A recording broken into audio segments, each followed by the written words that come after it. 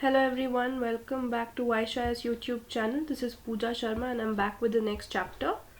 So before we begin, here are the details of Vaishayas on your screen. You can email us, visit our YouTube channel, and also you can contact on this number for your enrollment details and if you are interested to enroll for our test series, and you can also contact us if you have any doubts relating to UPSC. Let's begin. So our today's chapter, it deals with water, that is oceans. So as we all know that water is said to have life, and water is a very essential component for all forms of life that exist over the surface of the earth. So the creatures on the earth are lucky that there is water on our planet. Otherwise, there is no existence only. There would be no life present on this planet. So water is a rare commodity in our solar system, and there is no water on the sun or anywhere else apart from earth.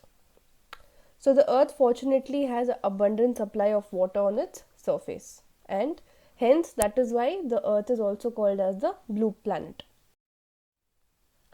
So the hydrological cycle. So water is a cyclic resource. It keeps going around in a cycle. It will come from the sky, reach the surface, then again it will go back to the sky. So it's like a cyclic process. So it can be used and reused. So water also undergoes a cycle from the ocean to land and land to ocean. So the hydrological cycle, it describes the movement of water on, in and above the earth. So the water cycle has been working for billions of years, and all the life on earth depends on it. So next to air, water is the most important element required for the existence of life on earth. So the distribution of water on earth is quite uneven. It is not the same, and many locations have plenty of water while others have very limited quantity. So the hydrological cycle is the circulation of water within the earth's hydrosphere in different forms: the liquid, solidant and gaseous phases. So we have already read it in the earlier chapters also. The process of evaporation, condensation, precipitation. That is how it cycles on the earth's surface. So it also refers to the continuous exchange of water between the oceans, atmosphere, land surface, subsurface and the organisms. So this table over here, it shows the amount of water which is present on the surface of earth and its distribution. So about 71% of planetary water is found in the oceans, and the remaining is held as fresh water in the form of glaciers and ice caps. Then it is found in groundwater sources, lakes, soil moisture, atmosphere, streams and also within life. So nearly 59% of the water that falls on land, it returns to the atmosphere through the process of evaporation from over the oceans as well as from other water bodies. So the remainder runs off on the surface. It infiltrates into the ground, or a part of it will become a glacier.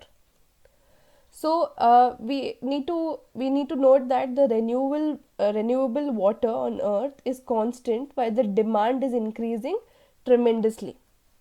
So this leads to water crisis in different parts of the world, both spatially and temporarily. So the pollution of river water has further aggravated the crisis. You know how much pollution takes place in rivers and other water bodies. So then we have the relief of the ocean floor. So the oceans are confined to very great depressions. They'll have these deep trenches and deep surfaces of the earth's outer layer. Imagine there is still earth's interior, and there are certain oceans that will be very very deep, and yet there'll be another surface of the earth, the actual surface of the earth, which will start. So in this section we will see the nature of ocean basins of the earth and their topography and different forms of them. So the oceans, unlike the continents, they merge very naturally into one another that it is very hard to demarcate them. And the geographers have divided the oceanic part of the earth into 5 main oceans, that is mainly the Atlantic, Indian, Pacific, Southern Ocean and the Arctic Ocean. So the various seas, bays, gulfs and other inlets are also part of these large oceans. So a major portion of the ocean floor is found between 3 to 6 kilometers below the sea level, and the land under the water of the oceans, that is the ocean floor, it will exhibit complex and varied features which will be seen further in the slides. We'll read about them in detail.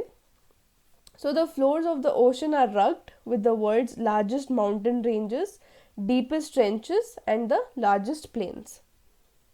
So these features are formed like those of the continents by the factors of tectonic activities, volcanic activities and also depositional processes. So division of the ocean floors. So the ocean floor can be divided into four major divisions. One is the continental shelf, then we have the continental slope, then we have the deep sea plain and the ocean deeps. So besides these divisions, there are also major and minor reliefs in the ocean floors like ridges, hills, seamounts, guyots, trenches and canyons. So first up we have the continental shelf. So the continental shelf is the extended margin of each continent occupied by relatively shallow seas and gulfs. So we have the landmass, the surface or the land. So it is just the extension of that. So it is the shallowest part of the ocean, showing an average gradient of 1 degree or even less. And the shelf will typically end at a very steep slope, which will call the shelf break, as you can see over here in the picture, the shelf break.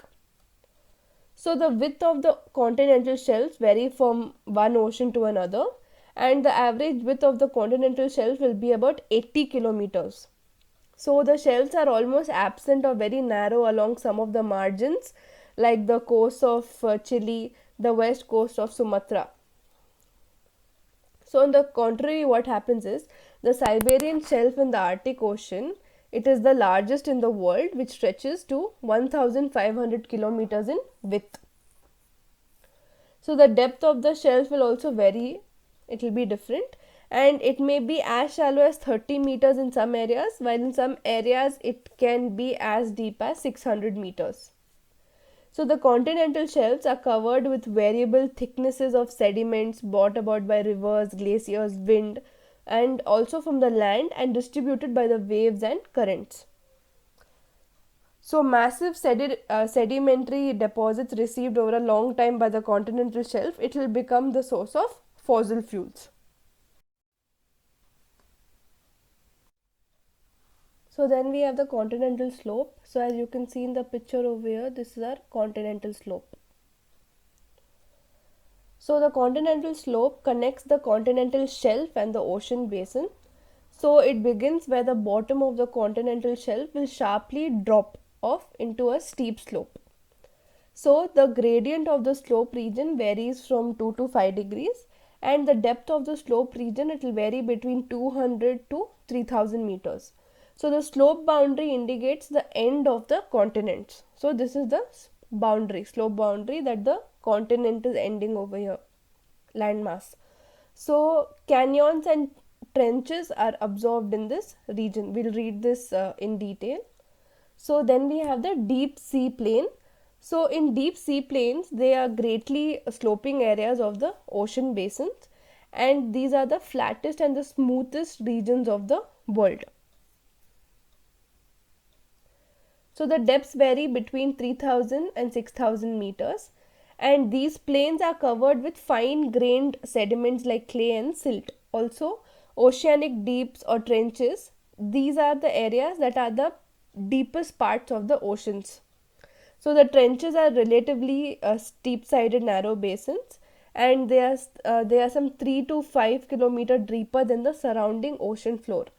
So they occur at the bases of the continental slopes and along the island arcs, and also they are associated with active volcanoes and strong earthquakes. So that is why they are very significant in the study of plate movement. So I remember this Mariana Trench, which is one of the deepest trenches in the world. So you can go ahead and read about it. So as many as 57 deeps have been explored so far, of which 32 are in the Pacific Ocean, 19 are in Atlantic Ocean, and 6 are in the Indian Ocean.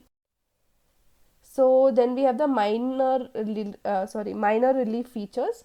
So apart from the above mentioned major relief features, the bigger ones, we are now going to see the smaller significant features which are predominate in different parts of the oceans. So we have the mid-oceanic ridges.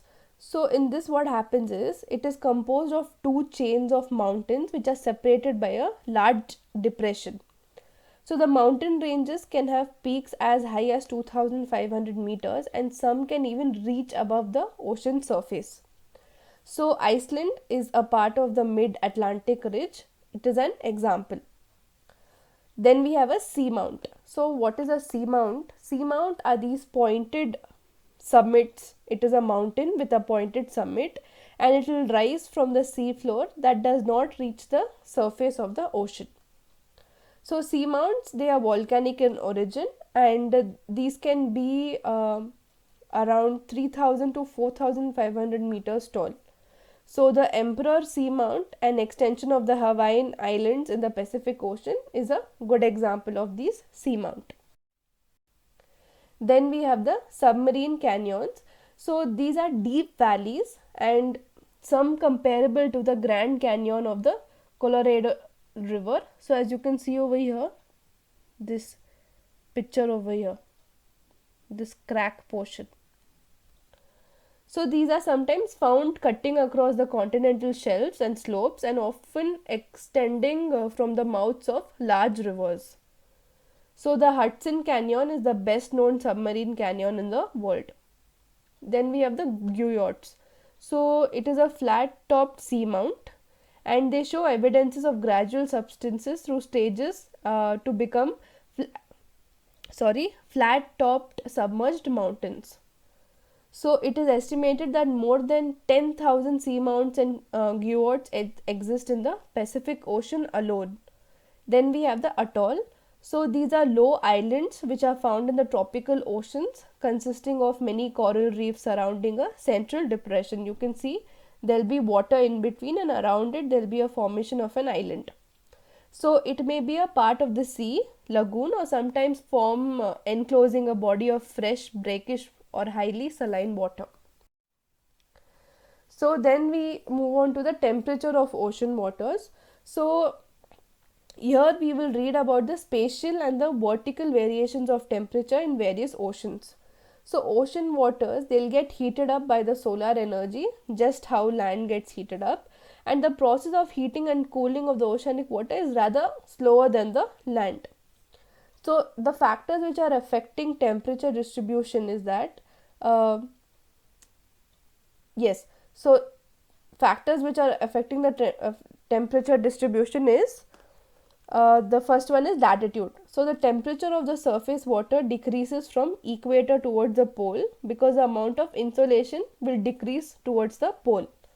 Then we have unequal distribution of land and water. What happens is the oceans in the northern hemisphere, they receive more heat due to their contact with the larger extent of the land than the oceans in the southern hemisphere. Then we have the prevailing winds. So the winds which are blowing from land towards the ocean, they drive warm surface water away from the coast, which will result in the upwelling of cold water from below. A new layer of water will replace the existing layer. So it results into the longitudinal variation in the temperature, and also what will happen, the onshore winds, they'll pile up all the warm water near the coast, and this will raise the temperature. So then we have the ocean currents. So what will happen is warm ocean currents, they'll raise the temperature in cold areas, while the cold currents will go on decreasing the temperature in warm ocean areas. Then we have the Gulf streams. So these are warm currents which raises the temperature near the eastern coast of North America and the west coast of Europe. So while we have the Labrador current, which is the cold currents, so they will lower the temperature near the northeast coast of North America. So all these factors are responsible for the temperature of the oceans currents to rise and fall. So that is how they'll get influenced. So the enclosed seas in low latitudes record relatively higher temperatures than open seas, because whereas the closed seas in the high latitudes, they'll have lower temperature than the open seas because of this latitudinal influence. So then we move on to horizontal and vertical distribution of temperature. So the temperature and depth profile for the ocean water shows how the temperature will decrease from the increasing depth. So as you can see over here in this picture, it will show us a boundary region between the surface waters of the ocean and the deeper layers. So the boundary usually begins around 1000 to 400 meters below the sea surface and will extend up to several hundreds of meters downwards. So this boundary region from where there will be a rapid decrease of temperature, it is known as the thermocline. So about 90% of the total volume of water is found below the thermocline in deep oceans, and in this zone the temperature will be approximately 0 degrees Celsius. So the temperature structure of oceans over the middle and the lower latitudes, that can be described as a 3-layer system from the surface to the bottom. So in the first layer, what will happen is the top layer of warm oceanic water, and it will be around 500 meters thick with the temperatures which will be ranging between 20 to 25 degrees Celsius. And then in this layer within the tropical region, it is present throughout the year, but in mid latitude it will develop only during summers. So the second layer is called the thermocline layer, which lies below the first layer, and it is characterized by a rapid decrease in temperature with increasing depth. So as the deepness will keep increasing, the temperature will start decreasing. So the thermocline is 500 to 1000 meters thick. Then the third layer will be very cold and it will extend up to the deep ocean floor. So sometimes one more reason why this third layer or the last layer of the ocean will be very cold is sometimes the sun's rays won't penetrate or reach till that deep surfaces. So in the Arctic and the Antarctic circles, the surface water temperatures are close to 0 degrees Celsius, and so the temperature change with depth will be very slight because already it will be very cold over there. So here only one layer of cold water exists which will extend from the surface to deep ocean floor. So the average temperature of the surface water of the oceans is about 27 degrees Celsius, and it can gradually decrease from the equator towards the poles. So the rate of decrease of temperature with increasing latitude is generally 0.5 degrees Celsius per latitude, and the average temperature is around 22 degrees Celsius at 20 degree latitude, and it will be 14 degrees Celsius at 40 degree latitude. So you can see as the latitude is increasing, the temperature is decreasing 22 to 14, and it will be 0 degrees Celsius near the poles obviously. So the oceans in the northern hemisphere, they record relatively higher temperature than in the southern hemisphere, as we read in the earlier slides also. So the highest temperature is not recorded at the equator but slightly towards the north of it. So the annual average temperature for the northern and the southern hemisphere are around 19 degrees Celsius and 16 degrees Celsius respectively. And this variation is because of the unequal distribution of land and water in the northern and southern hemisphere, because there is more land mass in the northern hemisphere than in the southern hemisphere. So in this figure you can see the spatial pattern of surface temperature of oceans. So you can see, right, in the northern hemisphere you can see more land mass than in the southern hemisphere. So it is well known fact that the maximum temperature of the ocean is always at their surfaces because they are directly receive the heat from the sun, and heat is then transmitted to the lower sections of the oceans through the process of convection, as we have already read this, so this will be easy now. So it results into decrease of temperature with the increasing depth, but the rate of decrease will not be uniform throughout the process.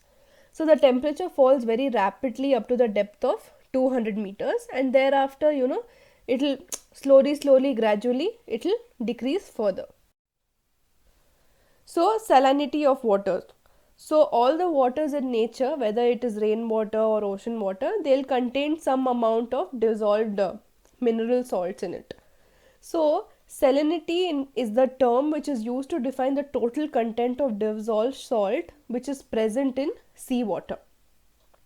So, it is calculated as the amount of salt in grams which is dissolved in 1 kg or 1000 grams of seawater. So, it is usually expressed as parts per thousand, ppt or ppt. So, salinity is an important property of seawater. So, salinity of 24 ppt has been considered as the upper limit to demarcate the brackish water. Then factors affecting ocean salinity are mentioned below.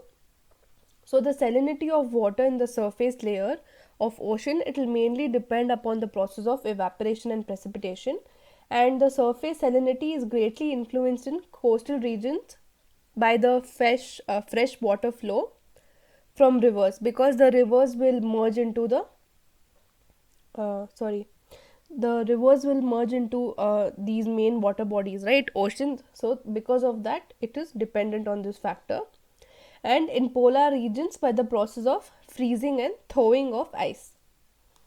So wind also influences salinity of an area by transferring water to other areas. Then the ocean currents contribute to the salinity variations, and the salinity, temperature and density of water are interrelated.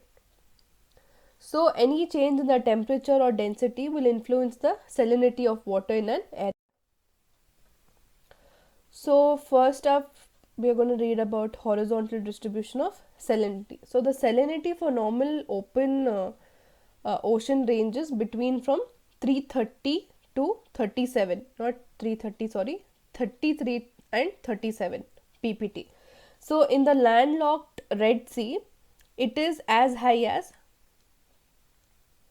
41 ppt, while in the estuaries and the Arctic the salinity fluctuates from 0 to 35 seasonally. So in hot and dry regions where the evaporation is very high, the salinity sometimes reaches to 70. The salinity variation in the Pacific Ocean is mainly due to its shape and larger real areal extent. So the salinity decreases from 35 to 31 on the western parts of the northern hemisphere because of the influx of melted water from the Arctic region. So over here you can see Red Sea, then over here we have the Arctic Ocean, here we have the Pacific Ocean, and then here we are going to have the Atlantic Ocean. So you can see the locations, it will be helpful to you.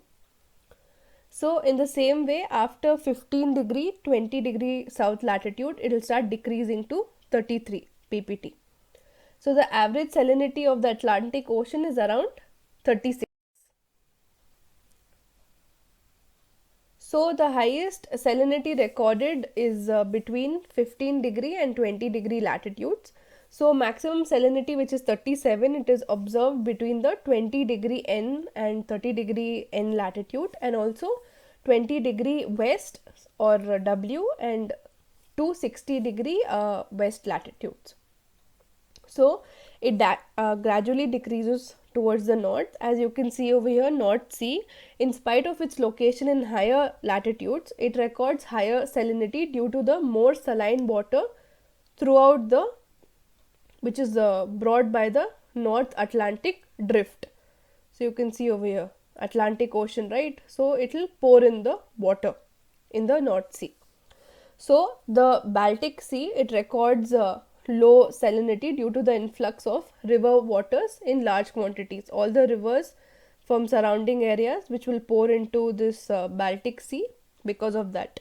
Then we have the Mediterranean Sea, which records higher salinity due to its high evaporation. So salinity is, however, very low in Black Sea due to the enormous fresh water influx by rivers. So the amount of rivers that will flow into the Black Sea, because of it will be very low. So the average salinity of the Indian Ocean is 35, and the low salinity trend is observed in Bay of Bengal due to the influx of river waters. So on the contrary, what happens is the Arabian Sea shows higher salinity due to high evaporation and low influx of freshwater rivers. As we all know that many of the rivers, they'll flow into the Bay of Bengal, and very few rivers will flow into the Arabian Sea. So that is the reason. So as you can see over here in this figure, it will show the salinity of the world's ocean. So you can see the numbers over here, 37, which is the highest.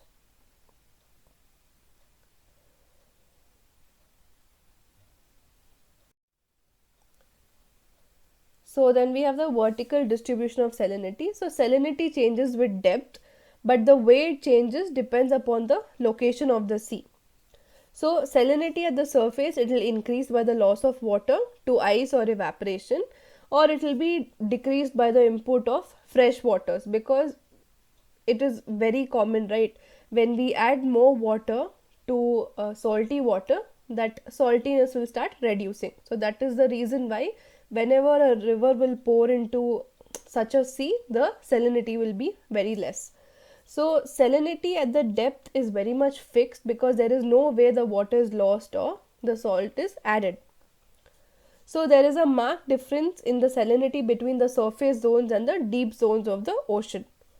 So the lower salinity water, it will rest above the higher salinity dense water. So salinity is generally increases with depth, and there is a distinct zone called the halocline where salinity increases sharply. So this two words is very important. The salinity increases with depth, and the temperature will decrease with increase in depth. Remember this. So other factors being constant, increasing salinity of sea water causes its density to increase. So high salinity sea water generally sinks below the low salinity water. So this leads to stratification by salinity. So that's all for today. I know the chapter is a little bit confusing and boring, but the problem is all this is theoretical. So we'll have to, have little knowledge about it and read about it very well. So I'll be back with the next chapter. Please make sure that you like and share this video. Also subscribe to our channel for more such videos, and also leave a one-line comment or a feedback in the comment section below.